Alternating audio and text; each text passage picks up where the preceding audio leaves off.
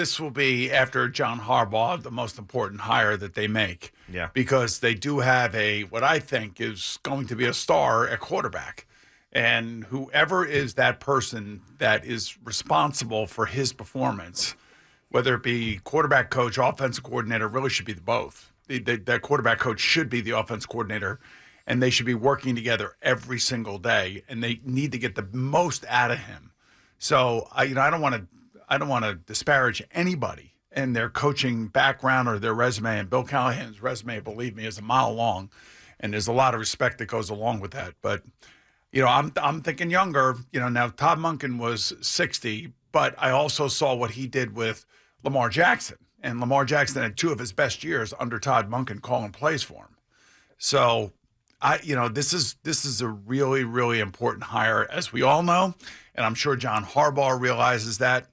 And that's why, if it were me, I'd probably be leaning towards Kliff Kingsbury. Oh, it's Brian Callahan, not Bill Callahan. So Brian Callahan. So CeeLo said Bill Callahan. Yeah, he's wrong. He screwed me up as Brian Callahan. So Brian Callahan is the I was like, Bill Callahan, and then you made a face during the update when he said it, and I was like, huh? And then I'm like, Bill Callahan. So it's Kliff Kingsbury and Brian Callahan. And Brian Callahan, not Bill Callahan. the ex-head coach of the Titans, who was with the Bengals prior to that. Jesus. He was essentially the quarterback coach, offensive, I guess, pass coordinator, I think, of the Bengals. Right. So they obviously had a lot of success, and they beat the, remember they beat the Titans in a playoff game where I think the Bengal defense got 3 interceptions in that game, and then the Bengals went on to go to the Super Bowl. Good thing Bill Callahan's still alive, so I've been even more. By the way, Brian Callahan was the one who replaced Mike Vrabel. Yeah. Yep. And then got fired, as we know, before the season ended, right? All right, so Kliff Kingsbury is the other one. Brian Callahan, those two at this point. Kliff Kingsbury, which is interesting to me because here you have a situation where he's the offensive coordinator for Jaden Daniels, who was the talk of the NFL. Absolute talk of the NFL, Jaden Daniels in his rookie season. They go to the championship game, for God's sakes. The connection of McLaurin and Daniels is fantastic. Then they come back. Jaden Daniels is hurt, plays just a handful of games, and bang, Kliff Kingsbury is gone, just like that. It almost reminded me a little bit of the Bobby Slowick situation with the Texans, where Bobby Slowick is the talk of the town with C.J. Stroud in his rookie season. Second year happens, there's a regression, bang, Bobby Slowick is gone. So the Kingsbury thing, I'm intrigued, but I don't understand why they moved on so quickly. Well, he coached Patrick Mahomes at Texas Tech, Kyler Murray in Arizona when Kyler Murray actually, and then, of course, Jaden Daniels. So those are 3 young quarterbacks that he has coached that all have had a modicum of success at some point in their career. Right. When he coached them. Right. So does that make sense? Makes a ton of sense. Again, I think it's going to come down to personality. It's going to come down to John Harbaugh wanting somebody he could trust. Yeah. I mean, and also you're not going to get a lot of information. It's not like John Harbaugh can call Dan Quinn now that he's in the division. But here's the one thing I just want to say again about the Northeast. Whether you have a Drake May, and I would consider Washington, obviously on the East Coast, cold weather games down there. I want somebody who's got a quality running game. Yeah. I want somebody like Kliff Kingsbury, Clint Kubiak, who is going to be run first, block it up, and let the quarterback throw the ball down the field. Right. And, both the Patriots and the Seahawks are very similar in that regard. They both have 2 running backs, but, obviously Charbonnet is hurt for Seattle. But they run the ball first. They run it at least 50% of the times. Kliff Kingsbury has always been known more as a passing guru. Sure. You also want to pair. This is the reason why I know you said you wanted younger, but I like the Todd Monken thing because obviously the history that him and John Harbaugh had, and then what the results I got out of Lamar Jackson. Remember, they brought in Derrick Henry to run the ball down in Baltimore. But he's a guy that was going to be there, and assuming that they had success for years. It wasn't like the guy that was going to take a job somewhere else or what have you. So Kliff Kingsbury doesn't seem to stick in a lot of places. The other thing, too, he has been a head coach in both places, both Texas Tech and Arizona, so you're hiring an ex-head coach. Yeah. That's also, sometimes head coaches don't like doing that. Unless, of course, you're Rob Saleh, and you hire Brian Daboll. Yeah, well, he knows Brian very, very well. Yeah. But I don't know if John Harbaugh knows Kliff Kingsbury all that well. But if you're like Kyle Shanahan and you hire Raheem Morris as your defensive coordinator, I mean, nobody's taking over the job for Kyle Shanahan in San Francisco. That's a different set of circumstances. Now, this is John. I don't know how well he knows Kliff Kingsbury. I would assume that he would know Brian Callahan, just due in large part to Bill Callahan, his dad. Sure. And because he coached against him when he was in Cincinnati and Tennessee. So if you're the head coach of the Ravens and you're playing against Tennessee and he's the head coach, or you're playing against the Bengals and he's the passing game offensive coordinator, you kind of know what he is all about. Oh, absolutely. Now, with the Jets, I thought it was Frank. Now, you didn't tell me that, but I thought it was trending in that direction. And now, all of a sudden, they're bringing in another veteran offensive coordinator interview, and that is Greg Roman, who was most recently with Jim Harbaugh and the Chargers, and also was with John Harbaugh and the Ravens prior to that. And now he is someone that Aaron Glenn is talking to. So you said earlier that you didn't have an update with Frank, but this seems odd to me because things were trending in a certain direction with Frank. And that was positively as far as him being named the offensive coordinator. Now they're bringing in Greg Roman. Yeah, I don't know. Contract snag? I don't know. I can't tell you. I wish I could. I could give you some insight as to what's going on, and I can't. But I think on the surface, seeing Greg Roman come in and interview feels like something happened in the negotiations with Frank. From my just assessing the situation, okay. And I think many people can deduce that. Well, what I think I see is I think, whoever the offensive coordinator is going to want to bring in a couple coaches along with him. Yeah. Right? They're going to want to be able to speak his language, teach his system, and make sure that everybody's on the same page. And the more allies you have in the most important positions on the coaching staff that you are trying to teach is very helpful. So I don't know, that could be part of the snafu here, if there is a snafu. Okay. Yeah, I mean, that is, so got to bring this guy, got to bring that guy. Well, this person's here who we like. Oh, okay. Yeah. Yeah. I mean, there's all sorts of things that are probably going on. But, again, the Jets are, the one thing I will say, whether we like it or not, again, this also could be run by Rick Spielman, who's still a part of the Jets. He is a senior advisor for the Jets. Yeah, he was with the 33rd team and then stuck as an advisor. So we don't see his name in any of these reports. So I'm not sure how influential he is at the moment. Or is he the one that's running all this? And how do you feel about Greg Roman? Because, Greg Roman was replaced by Todd Monken. Lamar Jackson had his best years after that. And he just was fired after some down offensive performances from the Chargers and Justin Herbert, although his offensive line was a sieve. Yes. Where are we at with him? I'm sure he's a very loyal coach to the Harbaugh family, which is probably one of the reasons why John is probably giving him an interview just to show respect. And who knows, maybe he'll convince John that, they can reunite and be successful again. It's hard to say. I mean, when he was, if I remember correctly, wasn't he the one that had to redo the entire offense for Colin Kaepernick out there in San Francisco?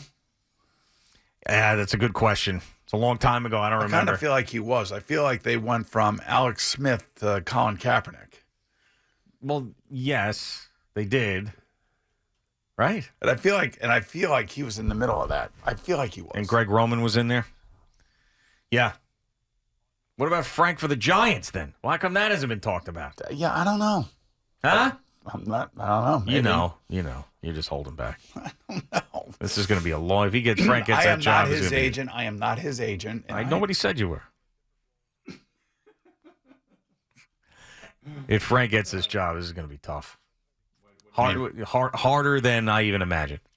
So Greg Roman was the offense coordinator under Jim Harbaugh to help lead them to the Super Bowl back in 2011, 2014. So, yes, he was in that transition phase. And then he had different roles for the Ravens back in 2017 through 22. They say he played a key part in developing Lamar Jackson. Yep. Yeah, so he's been through everything with the Harbaughs. Back and forth, like a ping pong ball. But it's the Jets that are talking to him now. Yeah, but I understand that, but it's fine. Yeah, I mean, I think we've solved two problems with one now that you brought this up. Greg Roman, Jets offensive coordinator. They need a quarterback. Mm-hmm. Colin Kaepernick. Huh? What do you think? Yeah, no, I don't think so. Al, what do you think about this? So Greg Roman's going to come in. Colin Kaepernick will be the quarterback for the Jets. Oh, that'd be great. That'd be perfect, right? Yeah. Let's get the calls up. I think they've got two options, in my opinion, the Jets. Deshaun Watson or Colin Kaepernick. Okay. Those are the two guys. Not Kirk Cousins? No. For our purposes, absolutely not. Okay, no. Okay, for our purposes.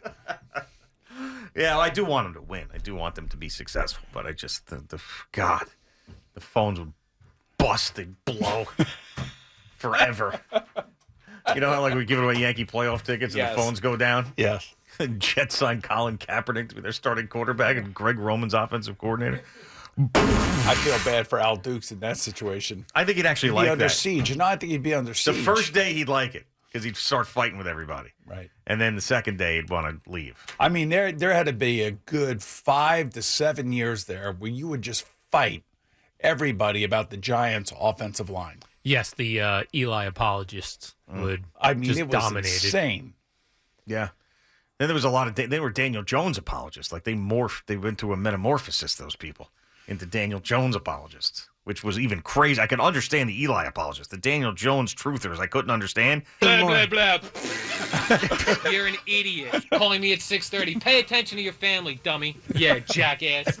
Wow. So get lost, loser. You jerk. You're the worst caller in WFAN history. You punk. Shut up, you punk. I'm glad you got your call in now, big boy, because starting tomorrow, the man is back who screens the phone calls. You, sir, will be banished. Yeah, it's a great story for you. No one cares. Middle of the night, loser caller. Goodbye. Yeah, guess what? We don't care about your baseball memories. No one cares. I was at a game in 1969. No one gives two craps. I don't remember Al screaming at that guy and said, tomorrow I'm coming back. So you must have been really pissed because you really liked it at home there for a while. So that was your last day at home before having to come back in and screen calls at the studio. Yeah, the guy must have said something nasty at me, so I went at him. Jeez. It's great stuff, isn't it? Those were the days. Yeah. Oof. Oof, that's right. Randy and Edison, what's going on, Randy? Hey guys, hey Gio and Boomer, I got a heck of a question for you. Yeah. If Tish would have came out before Harbaugh got hired, you think he would have came there?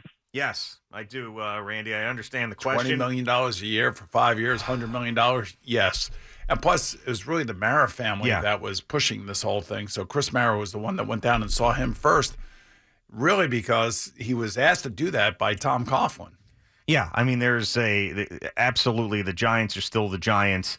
That job is still desirable to John Harbaugh, especially with John Mara and Chris Mara. It's not ideal, obviously, if you're John Harbaugh, because then at that point you probably have to answer some questions about it, which would have been tough for him. But I still think he would have taken the job. I think John Harbaugh says that's above my pay grade. I have no insight to any of it. Yeah, it's very easy to dodge. I that just question. got here. I have no insight to any of it. What's going on? I'm coaching football. Telling me I'm paying attention to emails in 2013. I was coaching the Ravens. What do you want from me? Let's go to. I don't think he'd say it that way. Let's go to Brandon in Bayside. What's up, Brandon? Hey guys, thanks for taking my call. Quick question. Do you think it makes sense for the Jets to hire Kliff Kingsbury potentially now because with Mike LaFleur in Arizona, they can maybe trade for Kyler Murray. He's had some success previously with him. Still hire Frank Reich as a, QB coach potentially. They're not going to first of all, they're not bringing two guys like that, Brandon. Listen, these guys are all alpha males. If Frank comes here, he's the offensive coordinator. If Kliff Kingsbury comes here, one of these two teams, he's the offensive coordinator. He's not coming in as a quarterback coach or somebody's psychotherapist coach because he coached him somewhere else. I mean, that's just not going to happen. And I appreciate the thought process because it does make sense if, in fact, that's the way that the Jets would end up having to go, because they're going to have to do something at the quarterback position. I mean, we've been talking about it, and every other show on the station's been talking about it for the last month. And you hear all sorts of names. And there are other teams that are in the same boat that the Jets are in when it comes to figuring out who their quarterback is going to be starting the 2026 season. Yeah, I mean, I think it's clear, though, you got to pair two guys that work together. So it's either going to be Kliff Kingsbury and Kyler Murray, or it's going to be Greg Roman and Colin Kaepernick. That's just what's going to Or Frank Reich and Carson Wentz, right? I mean, you want to go down that road. Or Frank Reich and Jacoby Brissett. Oh, my God, that would be Or Bobby Slowick and, I don't know. No, it wouldn't be. Davis Mills. Davis Mills, no. The throat goat. Who was the offensive coordinator for Deshaun Watson? His last year's. Bill O'Brien was coaching him, and he was calling the plays, I think. I think he was, yeah. Bill O'Brien. I mean, he's a head coach now, though. Yeah, Boston College. Yeah. All right, so there was a production piece that was made when Al came back. It was No More Mr. Nice Guy because Eddie was screening the calls for 9 months, and it was, hold on for the boys. I'm 103, and I wanted to say that I saw Ty Cobb. And then Eddie would go, okay, hold on for the boys. And then Al would sit there and Bradley Beach and shake his head. How did this idiot get on? And all these people had this free reign. It was like the border. That was what was happening under the Biden administration. Open, yes. When Eddie was screening the calls. And then Al came back as Tom Holman. And everything changed. So this was the production piece that went on. It's been 383 days. Oh, sure. We'll take your 2.5-minute call on the New Jersey Devils. Hang on for the boys. They'll love it. Of terrible callers. Yes, you did hear that correctly. Boomer did mention refrigerated morgue trucks. Hang on. We'll flesh it out. And subpar call screening. What's that? You're 94 years old? Yet, just hang on. You don't even need to tell me what you're talking about. But now the man is back, and the party is over. Yeah, guess what? We don't care about your baseball memories. So get lost, loser. You jerk. You're the worst caller in WFAN history. Middle of the night, loser caller. Goodbye, you punk. Screw all you people. Al Dukes finally returns to the WFAN studios. I was at a game in 1969. No one gives two craps. You people are idiots. You're going to be dead soon. Calling me at 6:30. Pay attention to your family, dummy. Yeah, jackass. No. I'm going to die here. Oh, yeah. It was over a year you were home. Bitch. I forgot about that. Yeah, That's for you, over a bitch. year. Wow. Man, oh, You man. were oh, home man. for 383 days? I was. Wow. Distant memory now, you know? Yeah. Distant memory. It's so weird. Like, I can barely remember that. And that was 383 days worth. Like, I kind of remember working from home. But I was always thinking, I remember saying to Gio during one of those days, like afterwards, I said, why is even Al on? Like, what is he doing?